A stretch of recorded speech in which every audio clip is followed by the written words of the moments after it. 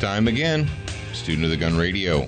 And welcome back. Welcome back. I'm glad that you chose to spend a little bit of time with us today. We're happy that you're out there. Are we not happy about that, Jared? We are very happy about that. Jared he can't be contained. It's the best Tuesday of the week. He's so excited. He almost cannot contain his enthusiasm. I have to call you out on something though, son. You know, all those pictures that you snapped of the official Glass Case of Emotion sign with your mobile phone? Yeah. I don't think a one of those has ever made it up onto our social media. I know it hasn't made it onto our Instagram. How come that is? I don't know. But they're safely secured in your mobile phone. Yep, they're there. So they're there. So that's good. Okay. But we are in the Glass Case of Emotion studios here on the sunny Gulf Coast, and we're happy to be with you. If you're a new student of the gun, if you're a beginner, and if you've been here for less than 5 days, I want to advise you that you're probably not going to get it the first time, but that's okay. I don't want a show that is so simplistic that everyone gets it at the very beginning. I want you to actually have to think. You're like, oh, man, if I'm going to have to engage my brain and think when I listen to this, I'm just going to go somewhere else. And you know what? There are plenty of other places that you can go and not think. So there is that. But folks, here at Student of the Gun, you're a beginner once, but you must be a student for life. That's the only way to live. Is it not? It is. We don't have to end the show right now. I just thought I would say that. Okay. I was getting ready to cue the music again. He's going to cue the music and just shut it off. 2 minutes and 14 seconds. Bam, we're in and we're out. We don't mess around. Yep. Oh, there's a joke in there somewhere, but I'm not going to. But this is a family-friendly hour, so I'm not going to say it. There you go. All right, well, you've probably been living your lives. I'm assuming that the vast majority of you in the United States of America just enjoyed a Saturday and a Sunday, and you got back into Monday, and you're like, oh, I'm back into the work week and so forth. But, you know, if you're listening to me, you're probably someone who has a job, who has a career, who has a family, who has things that they need to take care of. And so you can't pay attention to all of the nonsense that's going on in the United States. And that's cool. That's why I'm here. I'm here to help you. Am I not? He is. He's here to help you. I am here to help you. Just for you. Just for you. Not you, but you, right there. Yep, you. So, well, while you were not paying attention, while you were enjoying your spring weekend, and a lot of places in the United States, it was probably pretty nice, you know.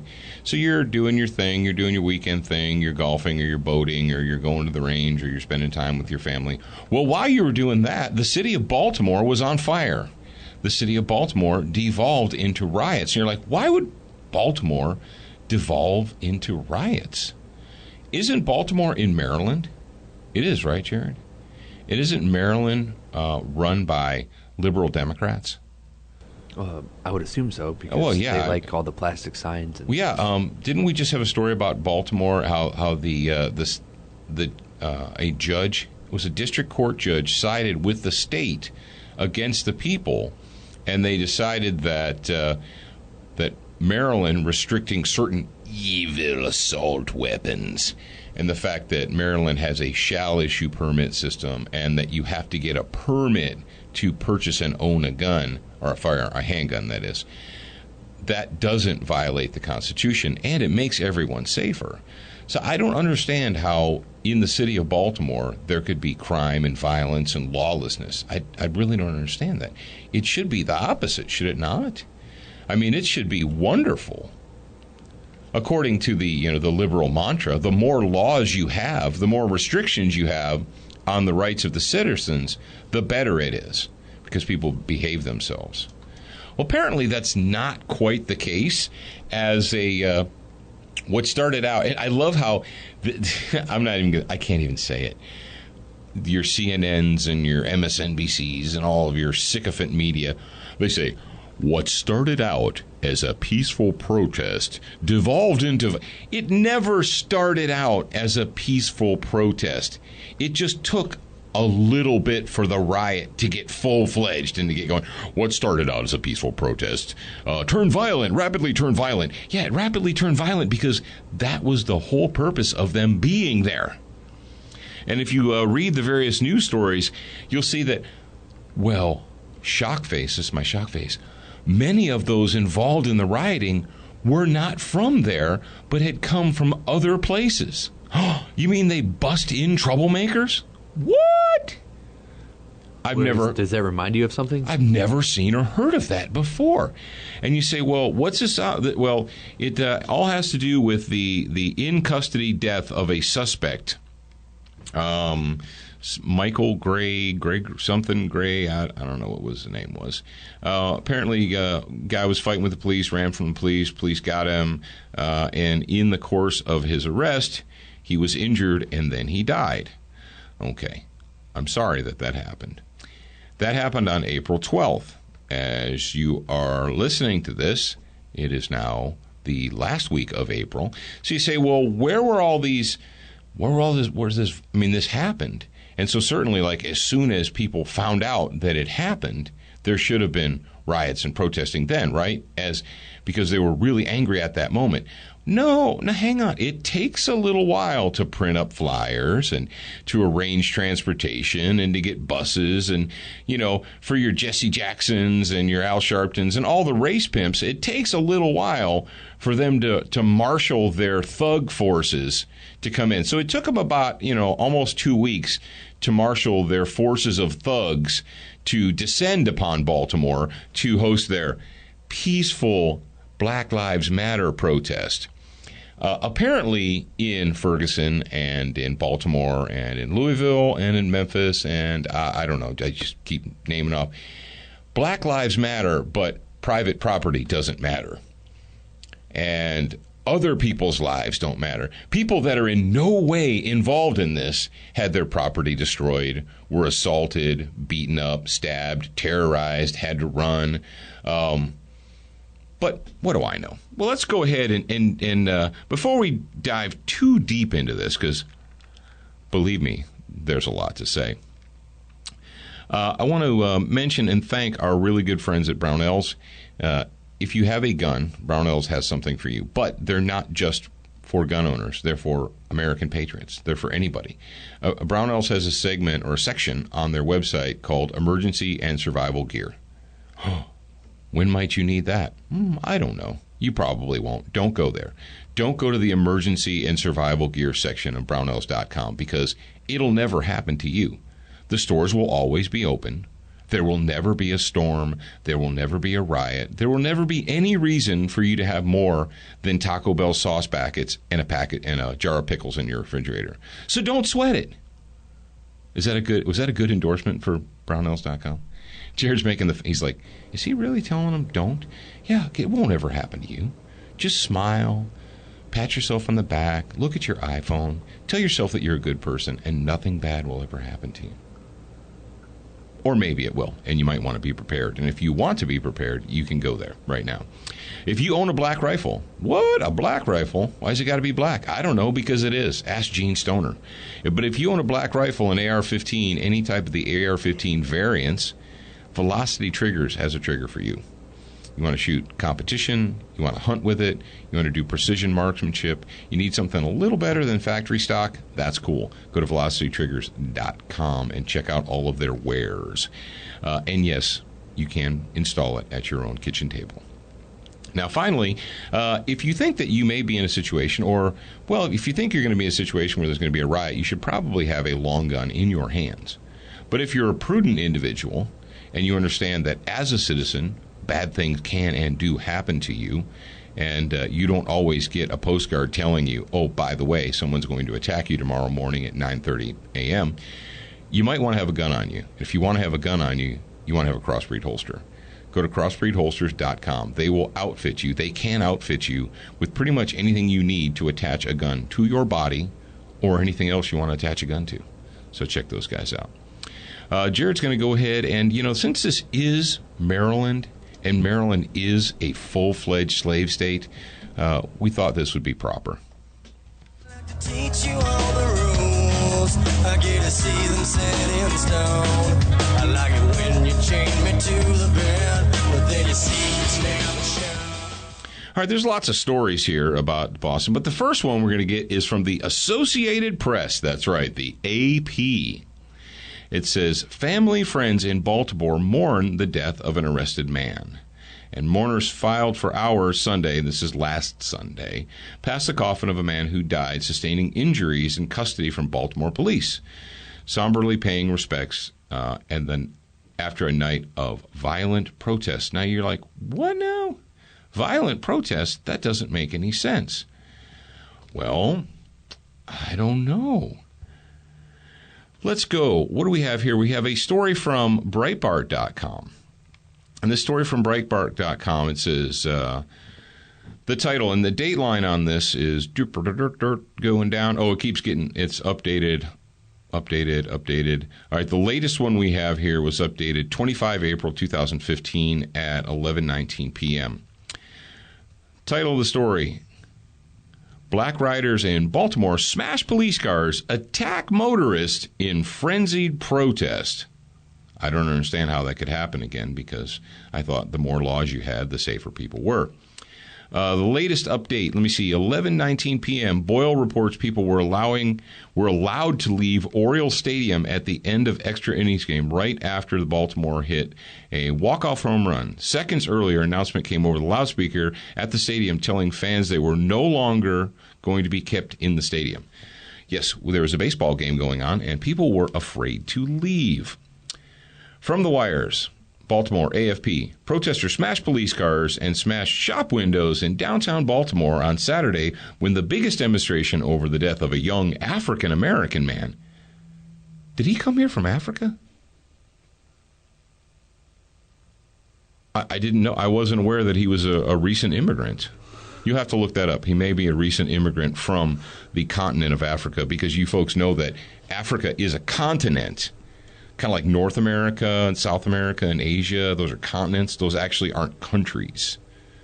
Unless you're talking about South Africa, and then that is a country itself. But he was a young African-American man in police custody. It turned violent. More than 1,000 people joined in an orderly 90-minute rally at Baltimore City Hall, demanding justice for Freddie Gray.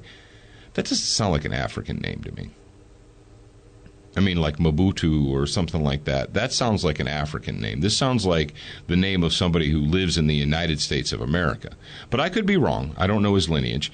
He died from spinal cord injuries a week ago. Okay. But the mood shifted dramatically when several scores of protesters moved on to the Camden Yards baseball stadium an hour before a scheduled start of a Baltimore Orioles Boston Red Sox game. Live images from local television and helicopters. Aha!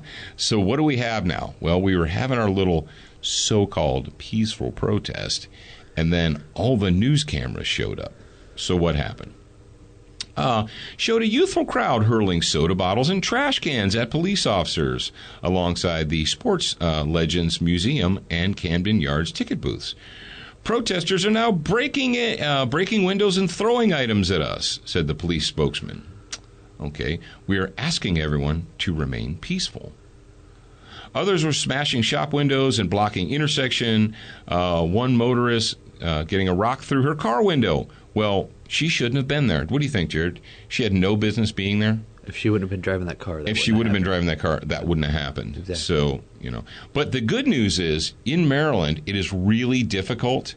We have Maryland followers, and they've explained to us that, on the books, they have a may issue concealed carry permit system. They said, but it basically does not exist.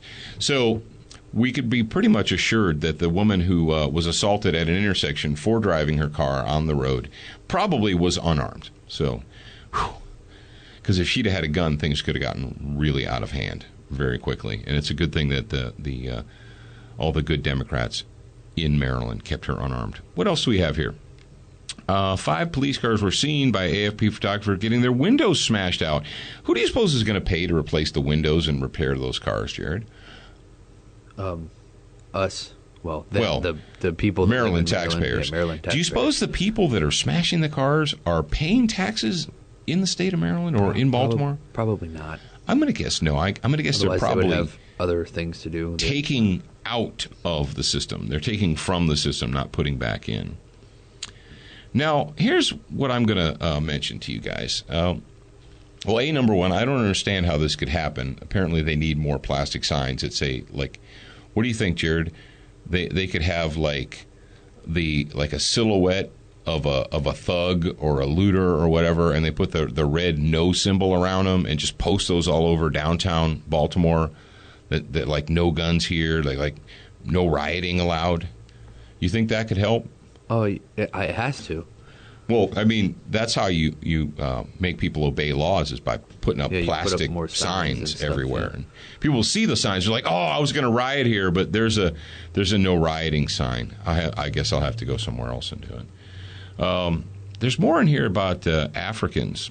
I don't know why they keep bringing. There must be a strong immigrant population in Baltimore, because it keeps saying African this and African that. And I thought there were people that lived in Baltimore were Americans, but I'm obviously wrong.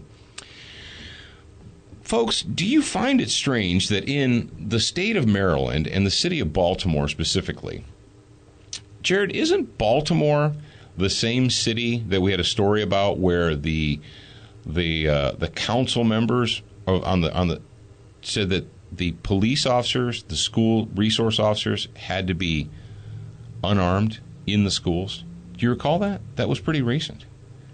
That was Baltimore, where they decided that the school resource officers in uniform in the schools. Oh yeah. They had to be disarmed because it was Baltimore. Because if they saw the guns, then it would hurt the children's feelings and make them feel scared. So here we have Maryland, which is a hardcore Democrat state, and we have Baltimore, which is a hardcore Democrat city. And, Democrats are socialists, and they're continuously screaming for more government control over everything. You have people in this city, in this state, that constantly look to the government for, everything. They look to the government for their food, for their housing, for the free phones, for free health care. I mean, it's free, right? It's a human right. Health care is a human right. We have people that vote for socialists, for progressives, for statists. They go out and they cast their vote for free stuff. Every 2 years, every 4 years, they get out and they vote for more government. Government's good. Government's good when it's giving me free stuff. So you're getting all that free stuff. You're getting the free this and the free that, and you get your tax rebate. You paid in a grand total of $387 into the tax system, and you went and filed your taxes, and you got your earned income tax credit and got $2,700 back from the government. I'm still trying to figure out how that works exactly. So the government is good when it's giving you free stuff. And when you want the government to fix this and fix that, and they need to spend more money on schools, and they need to spend more money on this, and all that stuff, well, then the government gets mean and hurts your feelings. And now you don't like the government anymore. We're going to protest against the government. Folks, I hate to break this to you, but you can't have it both ways. You can't look to the government as your salvation, as the provider of everything in your life, as the daddy figure. But then the government does something that you don't like. Who do you think the police work for? And do they work for GM? Who do they work for? They are representatives of the state, are they not? Well, those aren't the good representatives of the state. We like the representatives of the state that give us those plastic cards that have money on them, so we can go into Walmart and we can get what we need to get.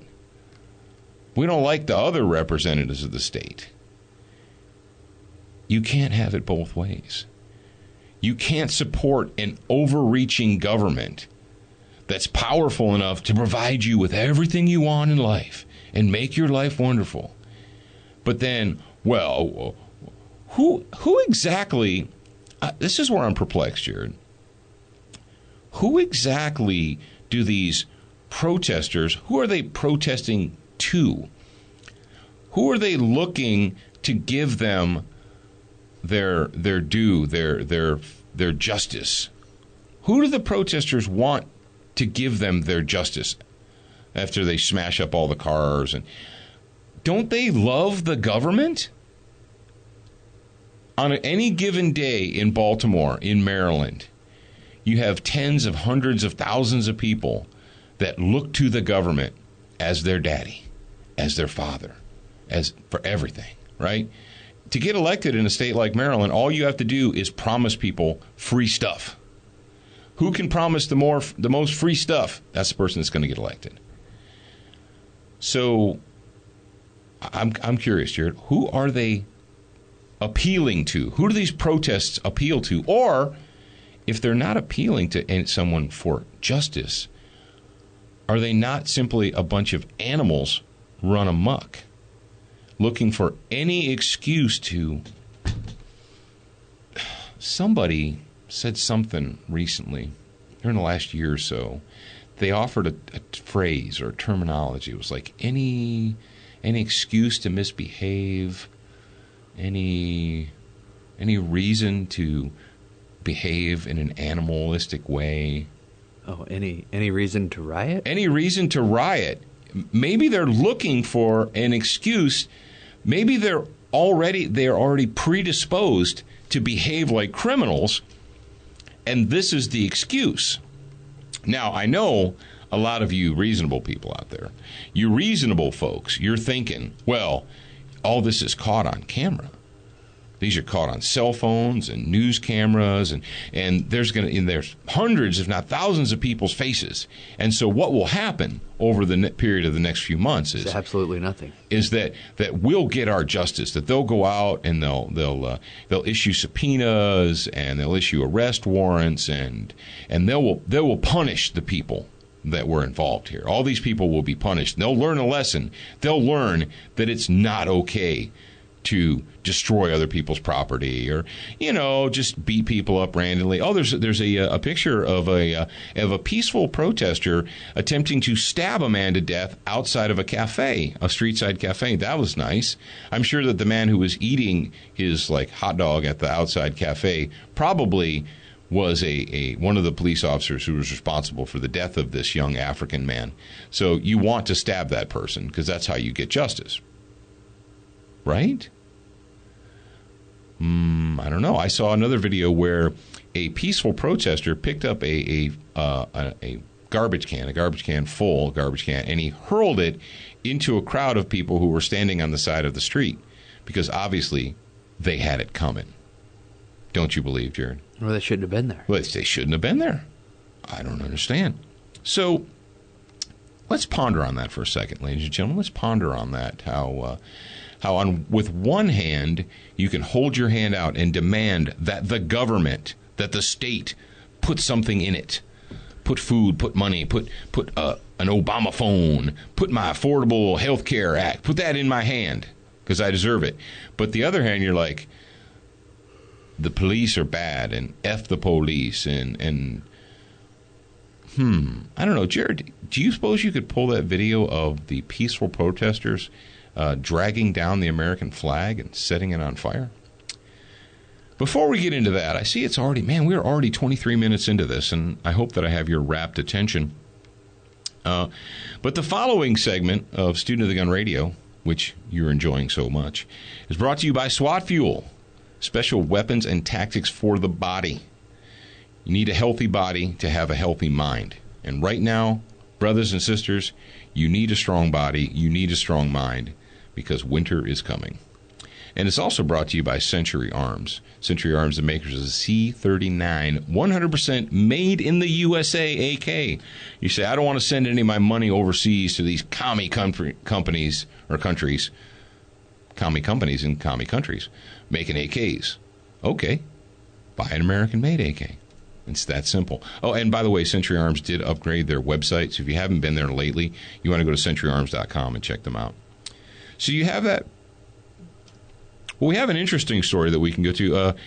A reporter was mobbed and robbed by a group of peaceful protesters. And the peaceful protesters, they knocked her down and they took her phone.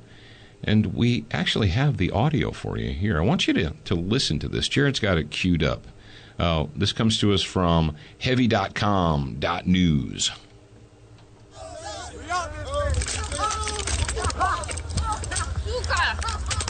This would be the mob of peaceful protesters mobbing this woman. Give me back! Jude! Give me back! Jude, give me back! Give me back my bag! Give me back my bag! You got your bag? All right. Right here. Where's your bag? That wasn't me, man! That wasn't me, man! It's not me!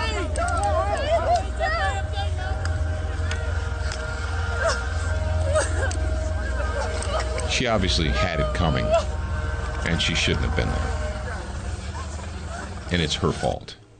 So, fortunately for the young female reporter, there were evil members of the state who happened to be present. And as she was running after the peaceful protesters who mobbed her and knocked her down and took her iPhone or whatever it was, as she was running after them, they ran smack dab into some evil representatives of the state. And the evil representatives of the state were able to lay hands on these young peaceful protesters and return her phone to her, which is why we have the audio.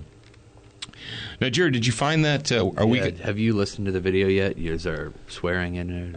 I can only imagine that there probably is. Okay, well, we'll play it. I'll just bleep them. Okay, this would be the setup here is, in addition to their peaceful Black Lives Matter protest, some of these peaceful protesters went to, I believe it was it City Hall, Jared, and pulled down the American flag, threw it on the ground, and then set it on fire because, after all, that is freedom of expression.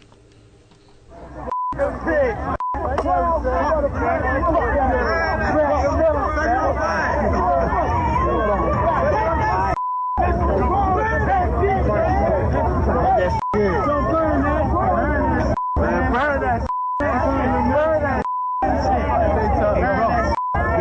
out of here when you do that, all right? Get out of here when you do that. Yeah, man. Put it back on.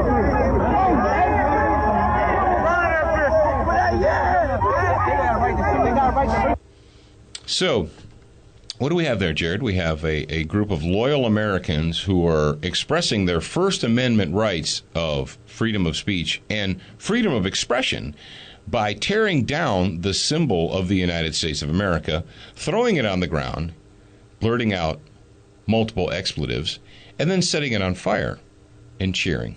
So, Jared, do you think that is a good thing? Or do you think I should support that?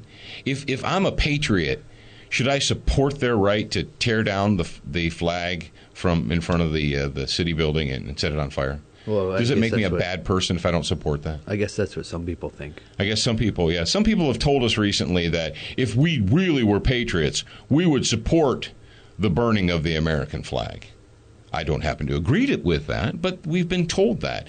So all of you reasonable folks out there, I know some of you are listening to me.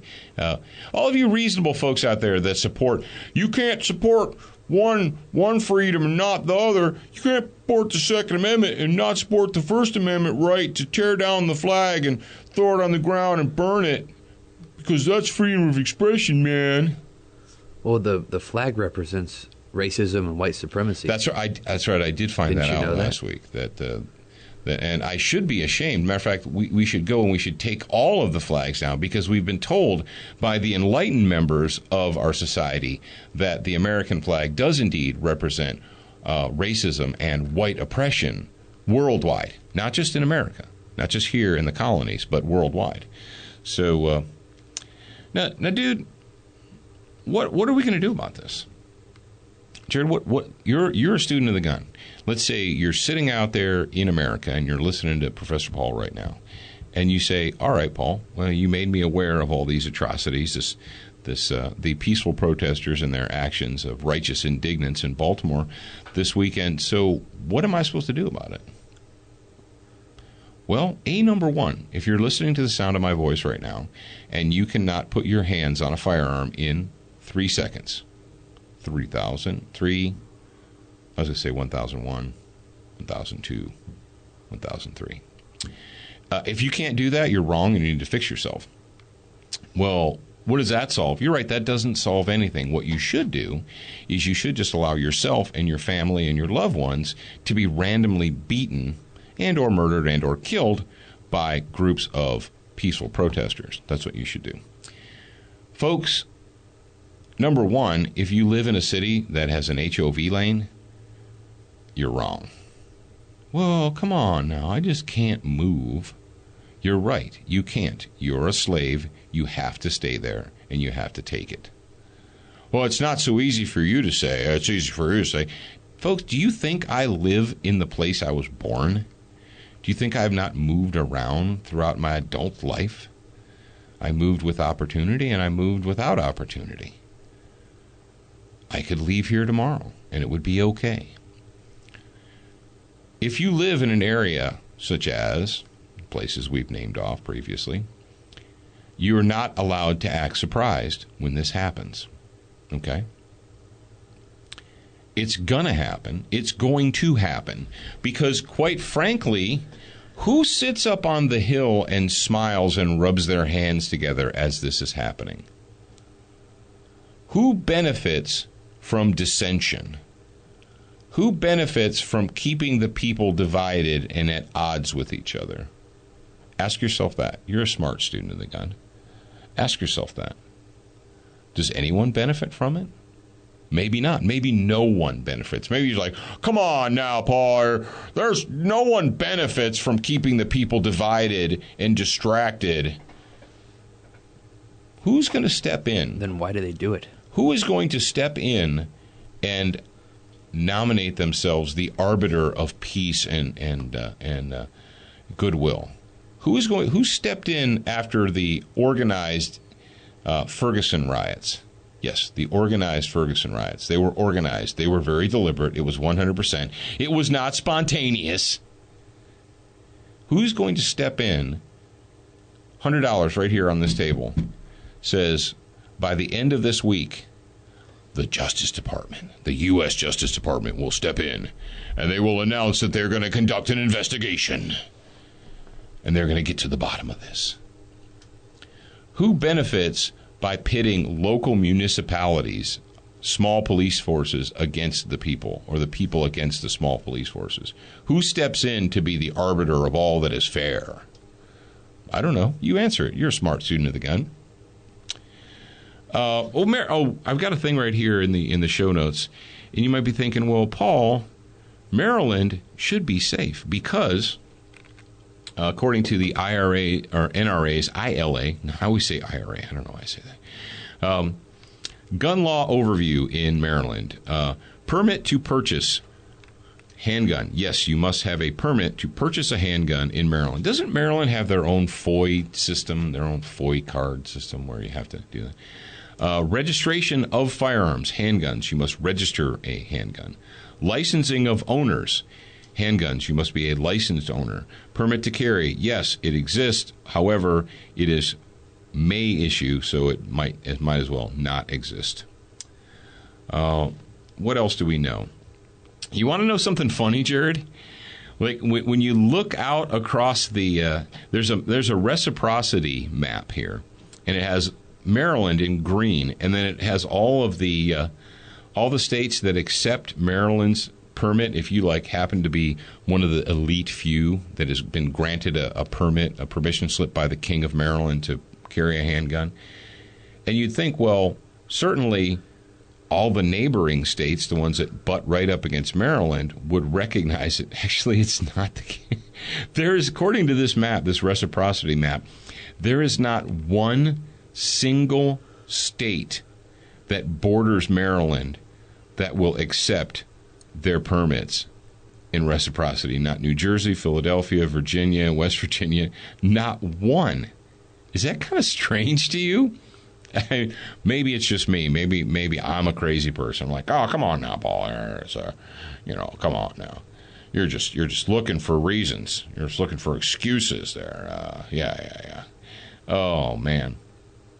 So, I don't know, folks. I don't know what to tell you about this. I do know this. I do know that I've told you ad nauseum that this is happening purposely and deliberately in the United States of America, that if you really want to be a free person, if you really want to have liberty, you need to separate yourself from these situations. If you live in an area like Baltimore, and well, what are you supposed to do? I don't know. Your state has disarmed you. Your state has decided that you are a peasant and that the peasants should not be armed. So what essentially you have is you have the state who possesses arms, and you have the criminal element who will always possess arms because they don't care. So, and who's in the middle? Who's stuck in the middle between the state and the criminals? That would be you. That would be the citizen. Now, I talked about it yesterday. I'm going to talk about it a little bit today, because when you see a situation like this, you're like, all right, Paul, Mr. Smart Guy, you seem to have the answers. Well, I don't have all the answers. I don't. But I do have some, because I've been paying attention for a long, long time. I've been studying, I've been researching, I've been training, I've been teaching, and so forth. And that is why Jared and I came up with, it's been almost 2 years now, hasn't it, Jared? It's been a while. It's pushing 2 years since we put together the Patriot Fire Team website. Yeah, it's been a little while. Well, it's maybe not 2 years, but it's been over a year since we put together the Patriot. Jared actually designed it, and he redesigned it, the Patriot Fire Team website. You go there right now. There's articles for you to read. It doesn't cost you a dime. If you want to get on the newsletter, put your first name in, your email address, confirm it, and then you're going to get the free report, how to get started, for free, for nothing. We started doing that, and I got questions. All right, what about this? What about this? What about this? Kind of a frequently asked questions thing. So I did the book, Patriot Fire Team, Preserving the Republic, 4 Men at a Time. You're like, Paul, why are you pimping this so hard? Well, the reason I'm pimping it is because it lays the foundation. The Patriot Fire Team book, the original Patriot Fire Team book, and it's available as an automatic download. It's an ebook. If you want it right now, bam, you're one of those guys. I have to have it immediately. Okay, you can get it immediately. If you're somebody that can wait a couple of days to get the Dead Tree version sent to you, okay, rock on there. You can get the Dead Tree version too. The reason we're talking about this so much this week is because there's a follow-up to that book. But you can't do a follow-up until you lay the foundation. There's no point in doing a follow-up if the foundation hasn't been laid. If you don't understand the foundational concept behind it, I could tell you to do all this extra stuff, and I could give you all these additional thoughts and techniques and training and all that. But if you don't have the solid foundation on which to build that, it's really pointless. That's like somebody who goes out and buys all kinds of guns and ammo and gadgets and toys, and they bolt on, $787 worth of accessories onto their black rifle, and they've never taken one training course. It's like, okay, you got a lot of stuff. What are you going to do with this stuff?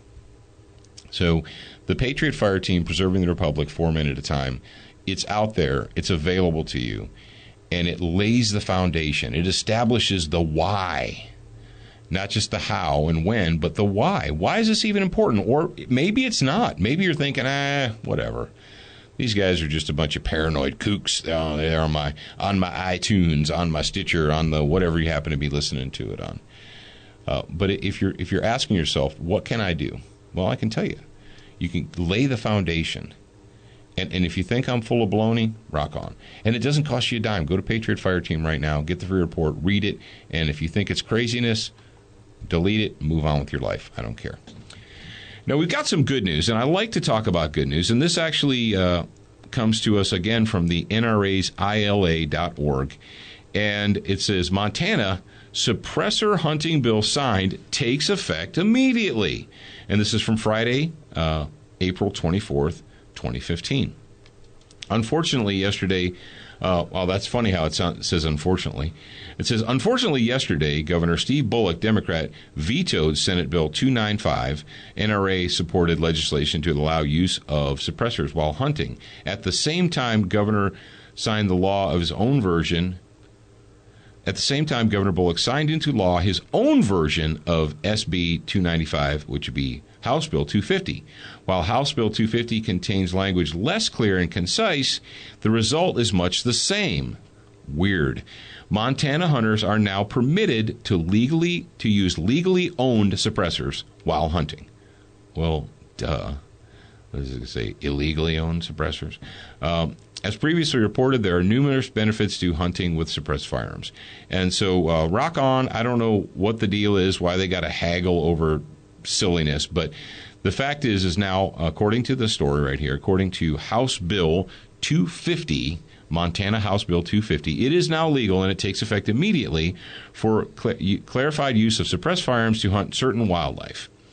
Now, when it says certain wildlife, you're going to have to dig into this. If you live up in the in Big Sky territory up there in Montana, you're going to have to make sure, because some states have done this kind of like piecemeal half deal where you can hunt varmints with suppressed weapons, but you can't hunt big game, because apparently it gives the white-tailed deer fair chance, like they hear the bullet coming and they can jump out of the way or something. I don't understand. But suppressor hunting is a good thing. Hunting with suppressed or silenced weapons is a good thing. And no, it doesn't silence it completely, because rifle bullets are supersonic and they go crack. But it doesn't spook the game nearly as bad. I've hunted, Jared, you've hunted suppressed, right? Yeah. Yeah. And it's crazy when you hunt. Let's say you hunt 30-06 or you're 270 or 243 or whatever. That concussive boom, that boom from that first shot scares the animals. They run away, and usually they don't come back. Now, does it shock them, and is it weird to them when you shoot game suppressed? Yes, it does, but several times I've been in a blind. They can't really figure out where it's coming from. Yeah, exactly. They're like, they know there was a weird noise, and they know that Fred is laying on the ground over there, or Susie, or whatever the deer's name is, or Hog, or what have you. But they don't really know which direction it came from, so they kind of like run around, and then they come back. I've had numerous times where the animal was shot down on the ground. I stayed in the blind waiting for the sun to go down, especially if you're hunting varmints, like hogs or something like that. And they come back.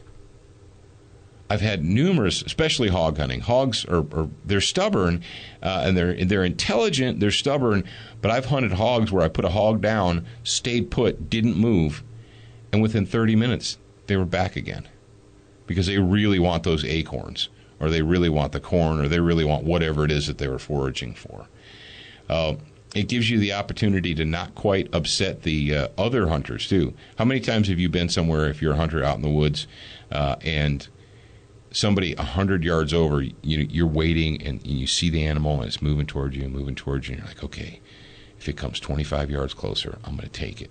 And then the guy 100 yards away goes, boom, boom, boom, and what you were about to shoot is gone. It's out of there. And you say lots of bad words.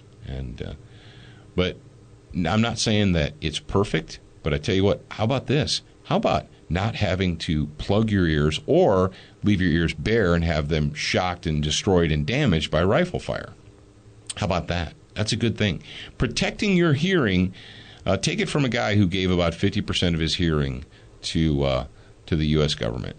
And I gave a little bit more than that before.